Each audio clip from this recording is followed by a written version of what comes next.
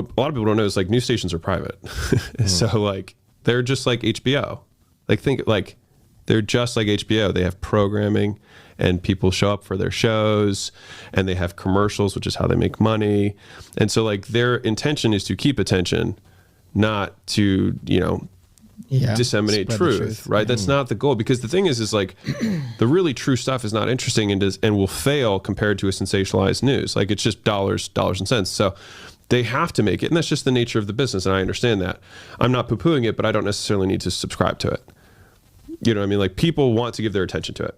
So then there will be somebody who will sell those eyeballs to advertisers. But their intention is not to educate me. Their intention is to make the world's problems my problem. And I have enough problems, and so I don't need to add more that are irrelevant to me, to my list. Yeah. So on the scale of understanding what's going on in the world, would you say you're closer to like a 1 out of 10, like no nothing? Probably a 2. Okay. Probably a 2. What would you say you are, Graham? Oh, gosh. Probably an 8.5 to a 9. Wow. Yeah. I'm probably a 4. You're a 4? Really? Yeah. I'm super out of touch as well. Yeah. Really? I'm continuing to move in this direction of like an anti-information diet. But like when I work now, I realize that I can if I just remove my phone altogether from the room, my level of focus just goes, it feels like I'm on drugs.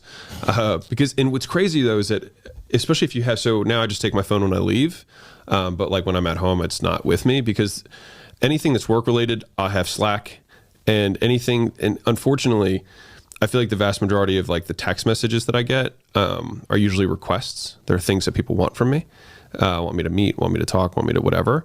And so I end up just getting stressed from seeing all the messages. And so I may end up just changing my number again, but like, which I do every so often. But just putting it away, when I go to sit down on my computer, I still feel like that ghost itch of like, I want to reach for my phone. There's a pause point here for like a split second. Let me grab my phone just for that dopamine. Yeah.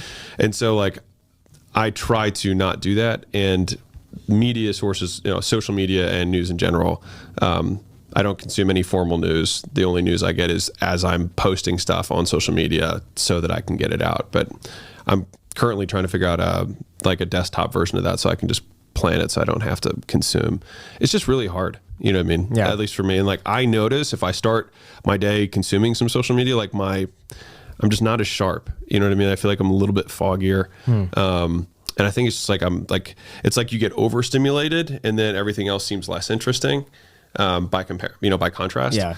So just eliminating it overall, has been very, very helpful for me. When did you start doing that? When my new executive assistant came in that I was telling you about last night.